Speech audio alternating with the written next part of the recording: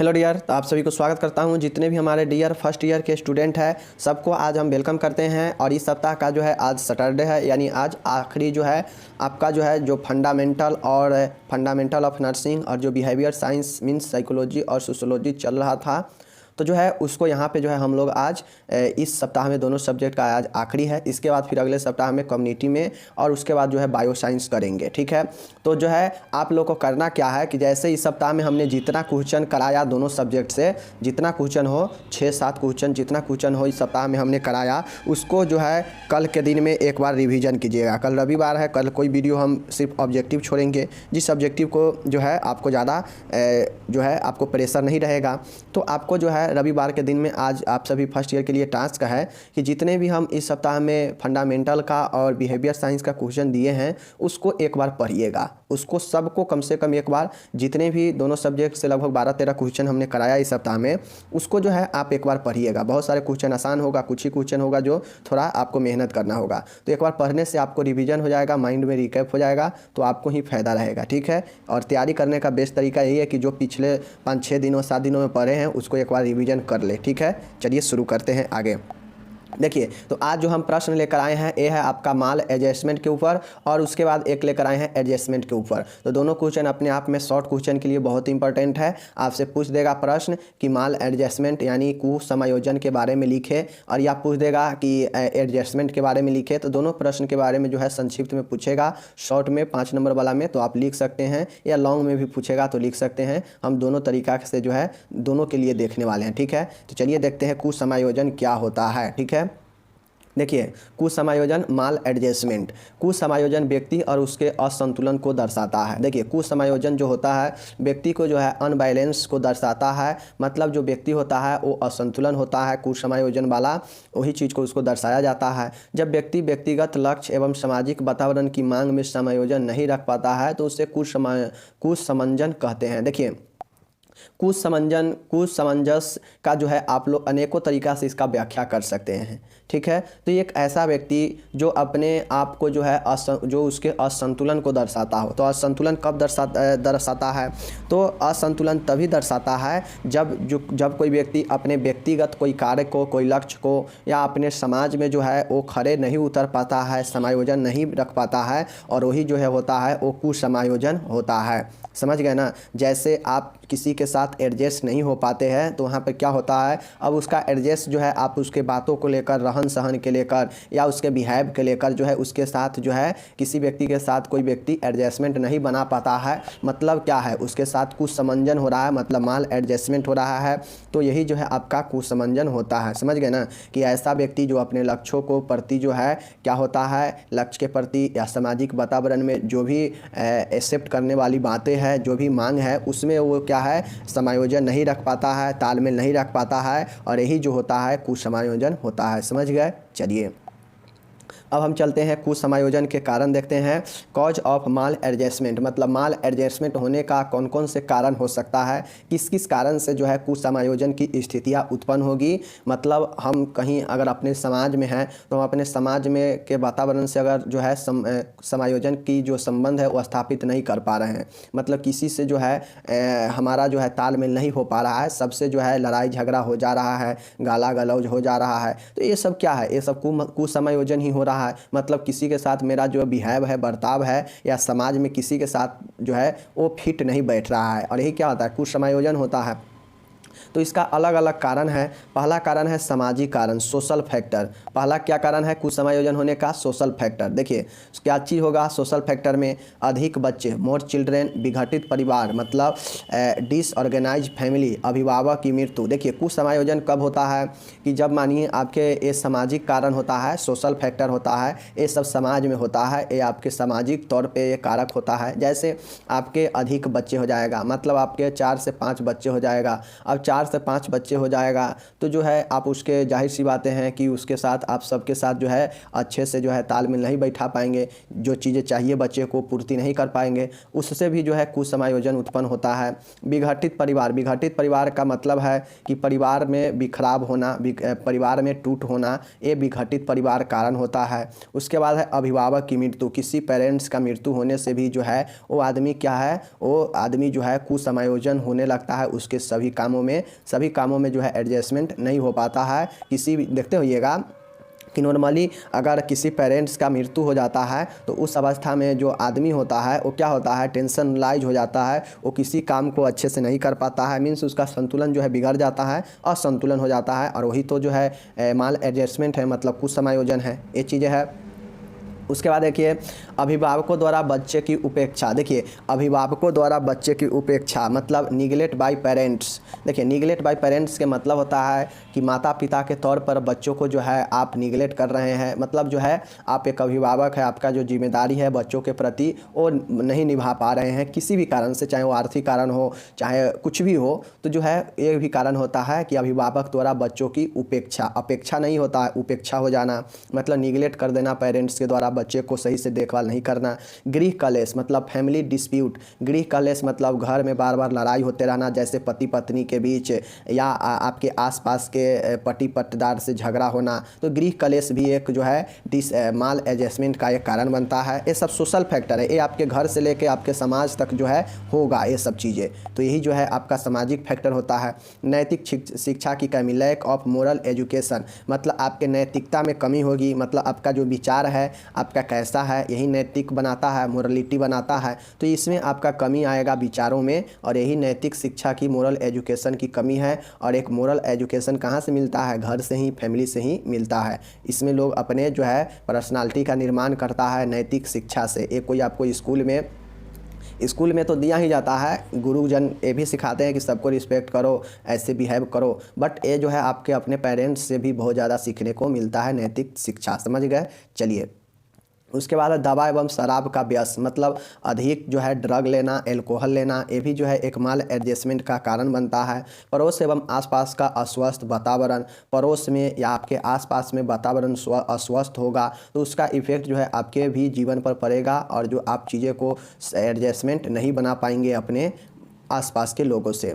बुद्धिमत्ता की कमी, लैक ऑफ इंटेलिजेंसन, बुद्धि का भी कम। उसके बाद है वजन कम, अधिक वजन होना। देखिए कम वजन या अधिक वजन होना भी जो है अंडर वेट या ओवर वेट दोनों का होना भी जो है ये आपके स्ट्रेस को उत्पन्न करेगा। देखते होइएगा ना कि आजकल के ज़माना में कि पुरुष तो पुरुष, स्त्रियां के भी अगर वजन बढ़ जाता है तो अपने आप को बहुत ज़्यादा वो डिप्रेशन होने लगती है, वो किसी भी काम को सही से नहीं कर पाती है, वो दिन भर यही सोचती रहती है कि यार मैं अच्छी नहीं दिखती हूँ, मैं मोटी हो रही हूँ, अब क्या होगा, मेरा लुकअप जो है ख़राब हो रहा है, सोचता है ना आदमी। तो ये सब ज़्यादा अब ट्रेंड, ये पुरुषों से ज़्यादा महिलाओं में ट्रेंड चल रहा है कि मैं फिट रहूँ, मैं स्वस्थ रहूँ, मैं अच्छी दिखूँ, अट्रैक्टिव देखूँ, ये सब अब जो है बहुत चल रहा है। और इसमें जो लोग मोटा हो जाते हैं तो उनमें जो है क्या होता है, बहुत तरह के भावनाएँ उत्पन्न होने लगता है, और वो जो है परिस्थितियों के साथ जो है बैलेंस नहीं बना पाता है। और सबसे एक लाइन के कहा जाए तो परिस्थितियों कंडीशन के साथ समायोजन नहीं बिठा पाना ही जो है क्या कहलाता है, कुसमायोजन कहलाता है। समझ गए, यही चीज़ें हैं, समझ गए बातें को।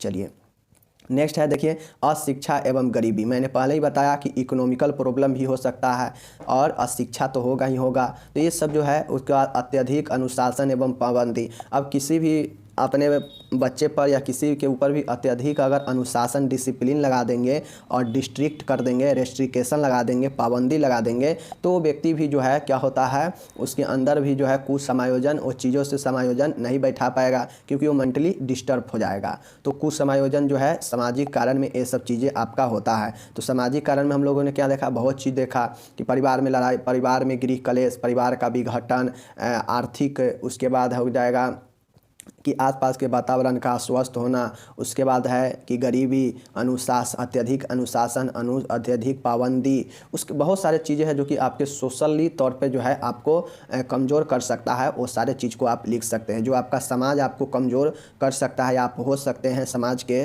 वो जो चीज़ें हैं वहाँ पे लिख दीजिएगा सोशल फैक्टर में। समझ गए। चलिए अब यहाँ पे हम देखते हैं मनोवैज्ञानिक कारण। देखिए अब नाम से स्पष्ट है कि मनोवैज्ञानिक कारण साइकोलॉजिकल कॉज। अब साइकोलॉजिकल कॉज होगा तो आप ये साइकोलॉजिकल कॉज एक व्यक्तिगत कॉज होगा, जिसमें क्या होगा कि आपके मानसिक तौर पे जो चीज़ें हैं वो सही नहीं हो पाएगा, और उस स्थिति में जो भी आप स्टेप लेंगे वो क्या होगा, वो कुसमायोजन का ही होगा। तो यही जो है आपका साइकोलॉजिकल कॉज होता है। ठीक है, चलिए देखिए एक है कुंठा मीन्स फ्रस्ट्रेशन। क्या चीज़ है? कुंठा मीन्स फ्रस्ट्रेशन। फ्रस्ट्रेशन होता है, कुंठा मतलब किसी के ऊपर कुंठा निकाल लेना, यह एक साइकोलॉजिकल प्रॉब्लम होता है। लिंग संबंधित अनुचित व्यवहार मतलब सेक्स इनएप्रोप्रिएटनेस। क्या चीज़? सेक्स इन एप्रोप्रिएटनेस। सेक्स इन एप्रोप्रिएटनेस मतलब लिंग संबंधित अनुचित व्यवहार, मतलब महिला पुरुष के बीच में भेदभाव, यही वाला चीज़ें हैं। चिंता एवं तनाव ये सब मानसिक है। निराशवादी सोच मतलब पेसिमिस्टिक थिंकिंग। आर्थिक कारण इकोनॉमिकल कॉज के कारण जो है गुस्सा होना। गरीब एवं बेरोजगारी, पुवर्टी एवं अनएम्प्लॉयड ये आगे चल गए हम लोग। देखिए इसमें कुछ ज़्यादा नहीं है। साइकोलॉजिकल कारण में मैंने पहले ही बताया कि मानसिक प्रॉब्लम जो होगा वो आपका साइकोलॉजिकल कारण होगा। अब मानसिक प्रॉब्लम क्या होगा? स्ट्रेस होगा, तनाव होगा, डिप्रेशन होगा, चिंता होगा, निराशवादी सोच होगा, कुंठा होगा। ये सब जो है होता है, ये आपका क्या होता है? मनोवैज्ञानिक कारण होता है, जो आपके मन में उत्पन्न होता है समस्या, और जिसके कारण जो है आप समायोजन नहीं बना पाएंगे। तो यही जो है मनोवैज्ञानिक कारण होता है। तो दूसरा कारण था। तीसरा कारण है आर्थिक कारण। अब देखिए आर्थिक कारण क्या हो सकता है? तो आर्थिक कारण जो होगा, जैसे आपका बेरोजगारी हो गया, बेरोजगारी रहेगा, पैसा नहीं आएगा तो ज़िंदगी बेकार होगा तो आपको तरह तरह के जो काम करेंगे वो गलत काम ही करेंगे और असंतुलन वाला ही काम करेंगे। गरीबी हो छा जाएगा। रहन सहन के जो मापदंड है उसमें जो दिन पर दिन बढ़ोतरी हो रहा है वो मांगे पूरा नहीं होगा। जैसे दिन पर दिन जो है लोगों का लाइफ स्टाइल चेंज हो रहा है महंगाई युग में भी, क्योंकि बहुत जब पैसा लोग कमा रहा है तो बहुत सारे लोगों का डिमांड भी बढ़ जाता है, और उस डिमांड के तहत जो है आप अपने आप को चीज़ों को पूरा नहीं कर पाते हैं, जिसके कारण भी जो है कुसमायोजन बढ़ने लगता है।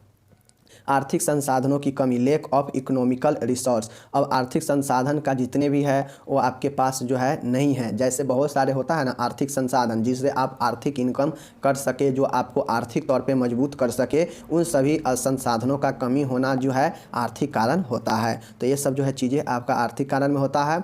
तो आर्थिक कारण में नॉर्मली क्या होगा, लिख दीजिएगा, गरीब, बेरोजगारी, आर्थिक संसाधनों की कमी और रहन सहन के मापदंड का बढ़ना या पूरा नहीं कर पाना। तो ये सब जो है आर्थिक कारण हो जाएगा, तीसरा कारण। और चौथा कारण है अन्य कारण। अन्य कारण में क्या होगा, तो जो आप ऊपर तीनों में, जैसे सामाजिक कारण, सामाजिक फैक्टर, सोशल फैक्टर, उसके बाद हम लोग देखे हैं साइकोलॉजिकल फैक्टर, मनोवैज्ञानिक कारण, और उसके बाद इकोनॉमिकल मतलब आर्थिक कारण। तीनों में जो चीज़ नहीं लिखे हैं उसको अन्य कारण में लिख देंगे। जैसे अनुवांशिकता, हेरेडिटेटरी जो होता है, इसमें जो है हो सकता है आपको ये अनुवांशिक चलता हो कि आप जो है आपका जो मन है वो आपका संतुलन नहीं रहता हो, एडजस्टमेंट नहीं बना पाता हो, या अनुवांशिक भी होता हो जो पीढ़ी दर पीढ़ी चलते रहता है।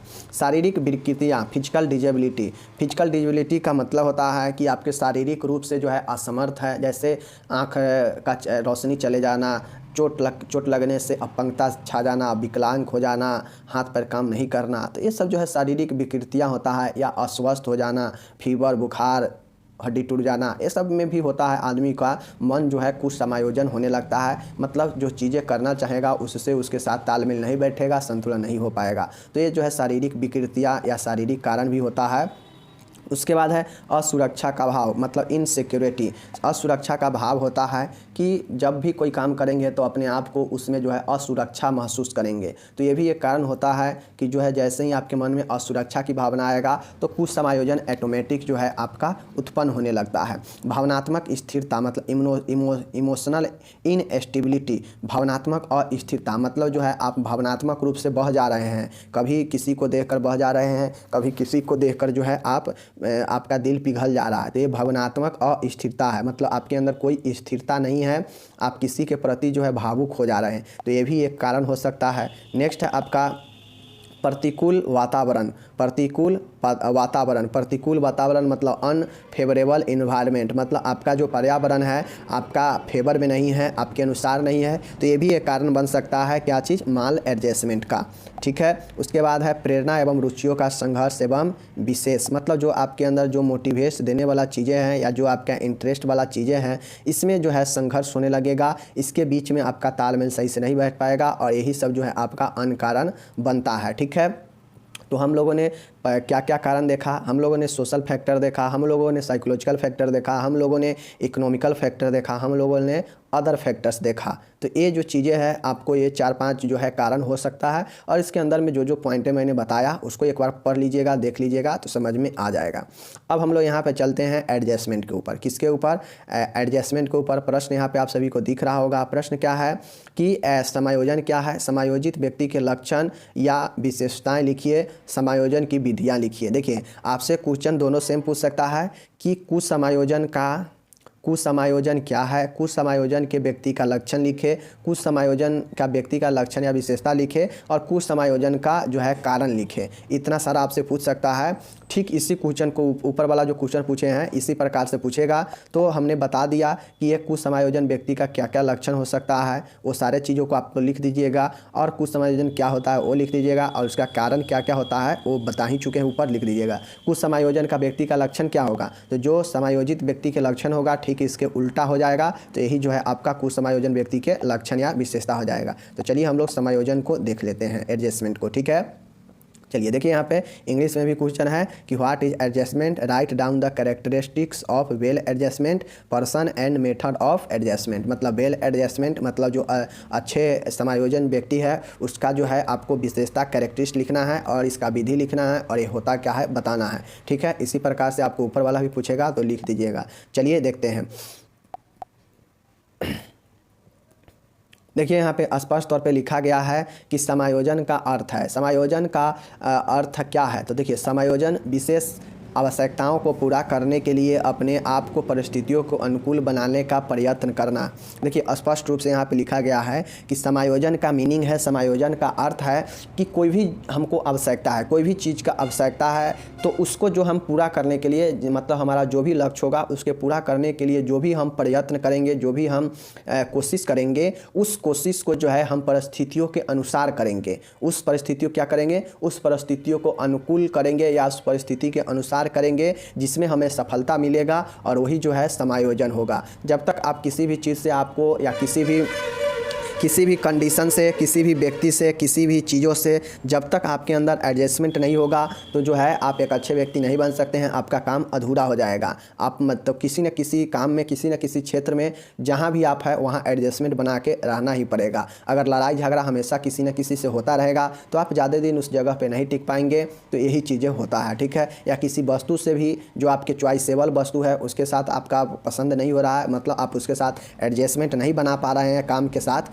तो जो है वो भी जो वस्तु हो आपके कारगर का नहीं होगा या आप उस वस्तु को जो है यूज नहीं कर सकते हैं। तो यही चीज़ें जो है आपका समायोजन होता है। तो समायोजन का क्या अर्थ है कि समायोजन के अर्थ है कि किसी भी लक्ष्य को पूरा करने के लिए परिस्थितियों को अनुकूल बनाने के प्रयत्न करना ही जो है समायोजन कहलाता है। समायोजन मतलब क्या कि किसी के भी साथ जो है तालमेल बैठा लेना, हिल मिल जाना, घुल मिल जाना, यही सब जो है क्या है आपका समायोजन है। जबकि कुछ समायोजन ठीक इसके उल्टा होगा, मतलब प्रतिकूल परिस्थिति हो जाएगा वहाँ पे और यहाँ पे अनुकूल होगा। तो ये जो चीज़ें हैं ये आपका समायोजन हो जाएगा। समझ गए। चलिए अब हम लोग यहाँ पे चलते हैं मैकावेयर एवं पेज के अनुसार। देखिए मैकावेयर एवं पेज ने जो है समायोजन को क्या कहा था, चलिए देखते हैं। देखिए मैकावेयर एवं पेज के अनुसार समायोजन एक विशेष प्रक्रिया है। समायोजन क्या है, एक विशेष प्रक्रिया है, बिल्कुल सही है, जिसमें व्यक्ति अपने वातावरण में सहयोग की भावना विकसित करता है। बिल्कुल सही बात है। मैकावेयर एवं पेज ने कहा कि समायोजन एक विशेष प्रक्रिया है,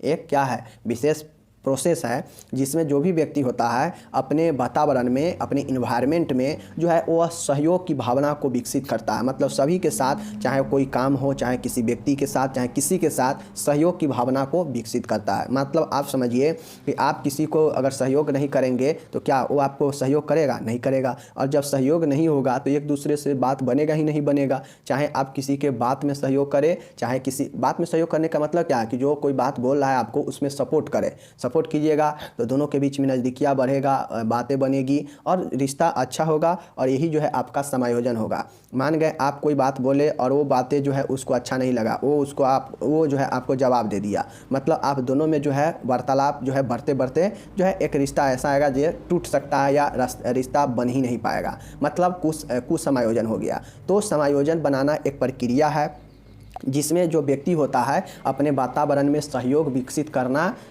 करता है और यही जो है क्या होता है आपका समायोजन होता है। तो मैकाबेयर में पेज के अनुसार समायोजन एक विशेष प्रक्रिया है जिसमें व्यक्ति जो है अपने वातावरण में सहयोग भावना की विकसित करता है, सहयोग की भावना विकसित करता है, एक दूसरे से सहयोग करने का भावना। ठीक है, यही जो है आपका मैकाबेयर और पेज के अनुसार है। बस इसका जबकि रियलिटी क्या है, इसका अर्थ क्या होगा, तो समायोजन का अर्थ है कि किसी विशेष आवश्यकता मतलब किसी विशेष लक्ष्यों को पूरा करने के लिए अपने आप को जो है परिस्थितियों को अनुसार ढाल लेना, अपने आप को परिस्थितियों के अनुकूल बनाने का प्रयत्न करना ही जो है समायोजन कहलाता है। जब तक आप अपने परिस्थिति के साथ अनुकूल नहीं बनाएंगे समायोजन नहीं बैठ पाएगा। ठीक है, ये चीज़ हो गया।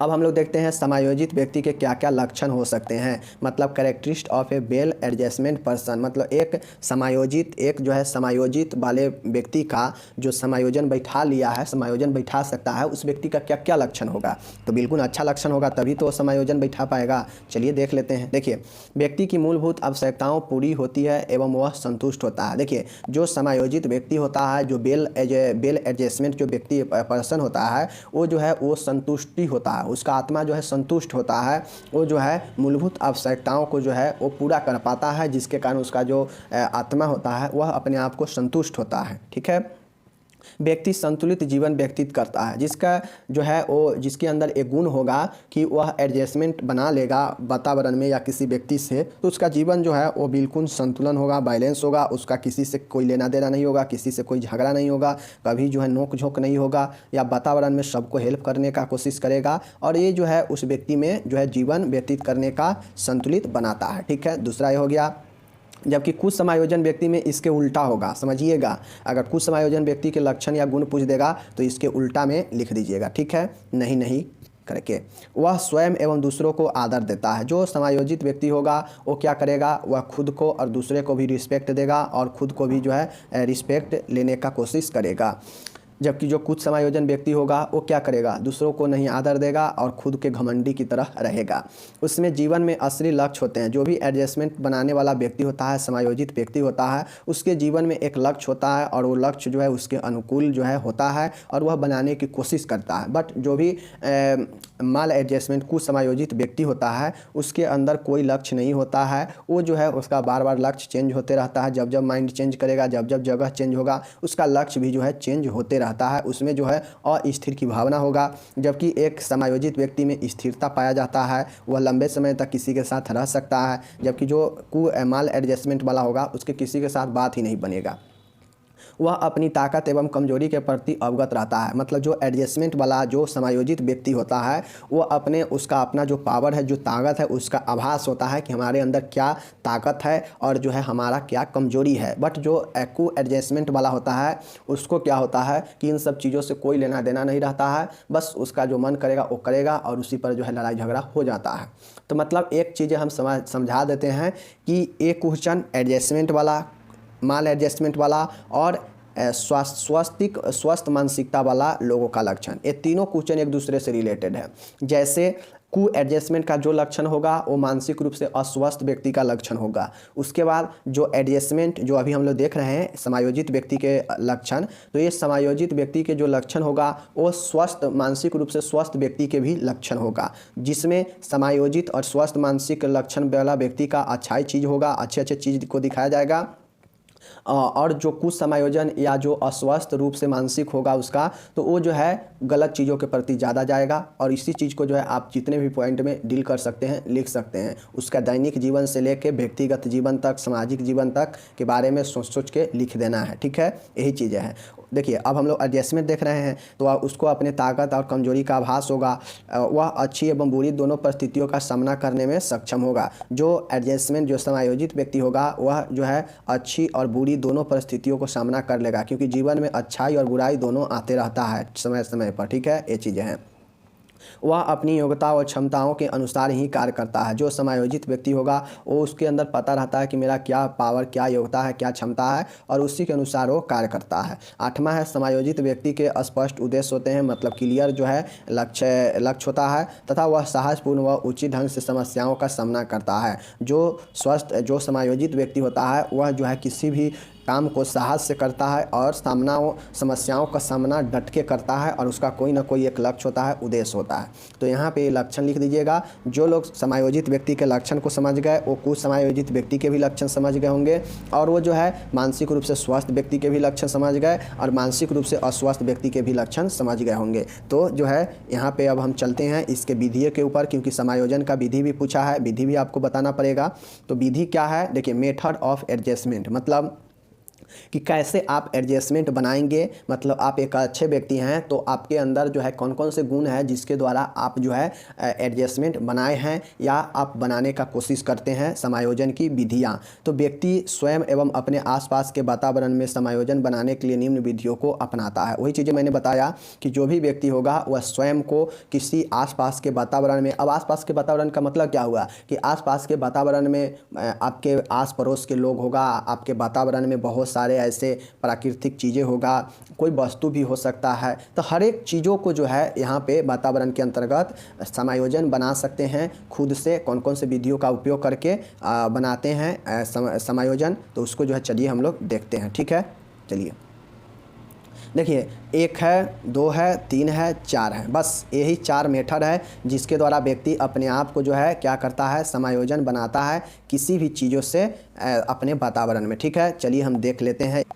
देखिए यहाँ पे तो पहला है, यहाँ पे देख सकते हैं आप लोग, पहला यहाँ पे क्या पॉइंट है कि अभ्यास बढ़ाकर या प्रयत्न में सुधार करके। देखिए पहला पॉइंट है, ध्यान में पॉइंट याद रखिएगा ना, तो ये सब तो फालतू की चीज़ें, इसको अपने आप से लिख सकते हैं। कैसे, मैं बता देता हूं आपको कि कैसे जो है आप इसको कर सकते हैं। तो पहला पॉइंट क्या है, अभ्यास बढ़ाकर या प्रयत्न में सुधार करके। प्रयत्न में सुधार करके मतलब क्या कि जो आप कामें कर रहे हैं उसमें ट्राई करके मतलब जो भी चीज़ें आप किए उसमें कोई ऐसा चीज़ें लगा कि ये गलत है तो उसमें आप सुधार करेंगे, और यही जो है प्रयत्नों में सुधार करना, बार बार करना, और या अभ्यास करके मतलब जो है बार बार जो है इसको ट्रायल करेंगे और एफर्ट जो है इम्प्रूव करेंगे। ठीक है, तो ट्रायल को और एफर्ट को जो है इम्प्रूव करना है, तो जिसके लिए क्या है, इस विधि में व्यक्ति को समस्या का बाधा होने पर वह बार बार प्रयत्न कर उस समस्या का बाधा को दूर करने की कोशिश करता है या अपनी व्यवहारिक प्रक्रिया में बदलाव लाता है। देखिए अभ्यास बढ़ाकर या प्रयत्न से सुधार करके।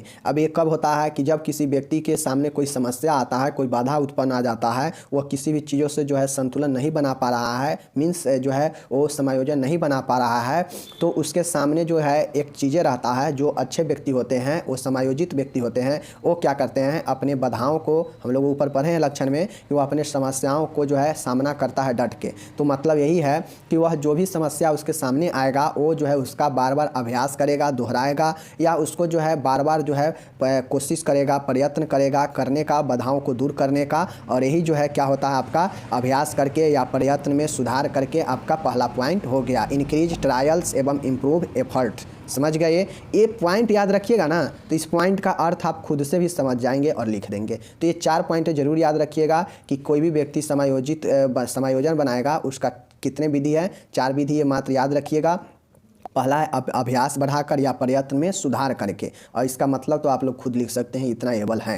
नेक्स्ट है प्रतिष्ठा के संकटकारी उपाय अपनाकर। प्रतिष्ठा के संकटकारी उपाय अपनाकर, एडॉप्टिंग कॉम्प्रोमाइजिंग मीन्स। देखिए अपने एवं वातावरण में समायोजन बनाए रखने के लिए व्यक्ति या तो अपने लक्ष्य की दिशा बदल लेता है या अपने लक्ष्य को प्रतिस्थापित कर लेता है। देखिए कंप्रोमाइज का मतलब क्या होता है, प्रतिष्ठा के संकटकारी उपाय अपनाकर। देखिए क्या है, प्रतिष्ठा के संकटकारी उपाय अपनाकर, मतलब कोई भी आपके प्रतिष्ठा मतलब यहाँ क्या है कि कोई पद, कोई लक्ष्य, इसमें कोई ऐसे संकट आता है, कोई ऐसे आपके ऊपर जो है समस्या आ गया, तो इसका जो है उपाय अपनाएंगे। इसका जो है उपाय अपनाते हैं कि इसका क्या उपाय हो सकता है, इसका क्या और दूसरा उपाय होगा, इस लक्ष्य का जो है क्या और दूसरा उपाय होगा। तो जो अच्छे व्यक्ति होते हैं, जो अपने वातावरण में समायोजन बनाए रखने के लिए जो है क्या करते हैं, वह तमाम तरीके की चीज़ें सोचते हैं। तो उस चीज़ में से एक चीज़ ये भी सोचते हैं कि हमारे सामने जो संकट है, जो पद के लिए, जो लक्ष्य के लिए जो हमने लक्ष्य रखा है, चीज़ों को हासिल करने के लिए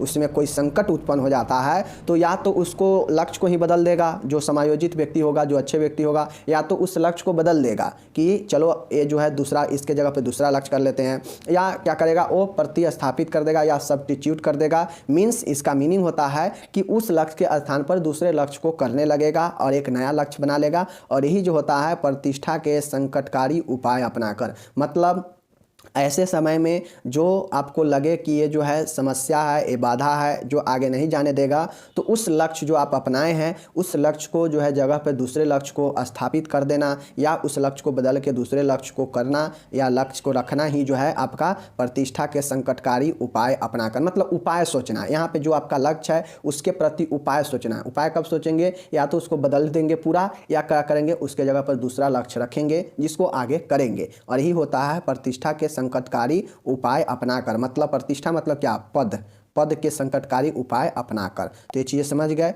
चलिए नेक्स्ट है आपका तीसरा है प्रत्याहार एवं अज्ञारिता। देखिए विड्रॉल एवं सबमिशन। विड्रॉल एवं सबमिशन का मतलब क्या होता है कि इस विधि में व्यक्ति अपनी हार स्वीकार कर आत्मसमर्पण कर देता है। देखिए जो व्यक्ति होता है समायोजित व्यक्ति, लक्षण में ऊपर हम लोग देखे हैं कि वह अपने समस्याओं को, अपने कमियों को जो है स्वीकारता है। ऐसा नहीं कि वो मुंहजोरी करेगा कि नहीं ये तो हम गलत नहीं है, ये हम सही है, बिल्कुल सही है, ये कैसे हो जाएगा। वो बिल्कुल ऐसा नहीं सोचता। अगर वो गलत है, उसके अंदर कमियां हैं तो उसको स्वीकारता है और अपने आप को क्या करता है, वो ये स्वीकार लेता है कि हाँ भाई हमसे गलती हो गया है, ये चीज़ें हैं, और मामला रफा दफा वहीं पर हो जाता है, ख़त्म हो जाता है। अगर अकड़ जाएंगे, खड़े हो जाएंगे डट के अपने गलतियों पर भी, तो फिर वहाँ पर लड़ाई झगड़ा और मारपीट होने लगता है। बट अपने गलती को स्वीकार कर लेंगे तो लोग क्या करेगा, क्षमा कर देता है। तो ये चीज़ें जो है होता है। ठीक है, तो यही कहता है कि प्रत्याहार एवं अज्ञारिता। मतलब अज्ञारिता मतलब कि स्वीकार कर लेना अपनी गलतियों को। प्रत्याहार मतलब अपने आप को समर्पण कर देना। मतलब क्या कि इस विधि में व्यक्ति अपनी हार, मतलब अपनी हार को या अपनी कमजोरियों को स्वीकार कर लेगा, अपने गलतियों को स्वीकार कर लेगा और आत्मसमर्पण कर देता है। और यह समायोजन का एक विधिया है जिससे समायोजन उत्पन्न होता है। अगर अपने गलतियों पर डटे रहेंगे, अपने हारों पर डटे रहेंगे, कहेंगे कि नहीं ये गलत हुआ है, ऐसे नहीं ऐसे नहीं, बहाना बनाएंगे, तो वहाँ पे लड़ाई झगड़ा उत्पन्न हो जाएगा और फिर समायोजन तो बनेगा ही नहीं बनेगा। तो ये चीज़ें हैं। हार मान लेने से कहीं ना कहीं समायोजन बनता है और व्यक्ति के रिश्ते भी अच्छे हो जाते हैं, रह जाते हैं। अगर वहाँ पे अपने हार नहीं मानते हैं, अपना मुंहजोरी करेंगे तो लड़ाई झगड़ा होगा और रिश्ता बिगड़ जाएगा। ठीक है, चलिए लास्ट पॉइंट है कि अप्रत्यक्ष विधि, इनडायरेक्ट मेथड। देखिए इस विधि में व्यक्ति स्थिति को उसी तरह देखता है जिस तरह वह देखना चाहता है। देखिए जो प्रत्यक्ष विधि होता है, इनडायरेक्ट मेथड होता है, यह कोई मेथड नहीं है, यह जो है एक मेथड नहीं है। इसमें ऐसा यह अप्रत्यक्ष होता है। इस अप्रत्यक्ष में यह होता है इस विधि में कि व्यक्ति का जो भी कंडीशन है उस कंडीशन में जो है देखता रहता है उसी तरीक़ा से जैसा वो चाहता है। मतलब इनडायरेक्ट मेथड है। मतलब हम चाह रहे हैं कि जो है हमें ऐसा होना चाहिए और जो है हम जो है उसी तरीक़ा से देख रहे हैं जो होना चाहिए। मतलब हम एक आपको पढ़ा रहे हैं और हम ये सोचते हैं कि हम जो है आपको यहाँ पे चीज़ें देंगे डेली बाय डेली, तो आप रेगुलर देखेंगे और एग्ज़ाम तक बहुत सारे चीज़ों को जो है आप कर पाएंगे और कर लेंगे, बहुत सारे क्वेश्चन को कर लेंगे। और जो हम सोच रहे हैं और इसी चीज़ों को जो है हम करना चाहते थे और आपको हम यहाँ पर दे भी रहे हैं रेगुलर, तो यही जो हो जाता है इनडायरेक्ट मेथड है। मतलब इस विधि में व्यक्ति स्थिति को उसी तरह देखता है, मतलब कंडीशन को उसी तरीक़ा से देखता है जिस तरीक़ा से वो देखना चाहता है। मतलब इसमें जो व्यक्ति होगा उसी तरीक़ा से हम किसी चीज़ को देखेंगे जो हमारा ये डिजायर था कि हम इसको ऐसे देखते, तो जो है उसी तरीक़ा से वो स्थिति को देखेंगे जिस तरीक़ा से हम चाहते हैं। तो जो हो गया, मतलब इसमें बिल्कुल अनुकूल होता है और यही जो है इनडायरेक्ट मेथड होता है। तो ये 4 मेथड याद रखिएगा, बहुत आसान है। और यहाँ पे हम लोग आज समायोजन और कुसमायोजन के ऊपर हम लोग देखे हैं, समायोजन और कुसमायोजन के ऊपर देखे हैं। तो जो है आप लोग इसको अच्छे से पढ़ लीजिएगा। हम जो है rmnursing.blogspot.com पर भी इसको लिख देंगे और वहाँ पे PDF भी रहेगा, जाके आप लोग रिसेंट पोस्ट में या फर्स्ट ईयर के बिहेवियर साइंस में क्लिक करके आप इसको देख सकते हैं, जिसमें आपको पूरा पूरा क्वेश्चन आंसर भी लिखा रहेगा ऊपर में, डायरेक्ट आप पढ़ भी सकते हैं और चाहे तो उसके नीचे से PDF भी डाउनलोड कर सकते हैं। ठीक है, चलिए बाकी जो समायोजन बैठाने का जो 4 विधि कौन कौन सा विधि था, तो 4 विधि था। एक विधि था अभ्यास बढ़ाकर प्रयत्न में सुधार करके, प्रतिष्ठा के संकटकारी उपाय अपनाकर, और प्रत्याहार एवं अज्ञारिता, और उसके बाद है प्रत्यक्ष विधि मतलब इनडायरेक्ट विधि। ठीक है, मिलते हैं अगले वीडियो में, तब तक जय हिंद, नमस्कार, टेक केयर, बाय बाय।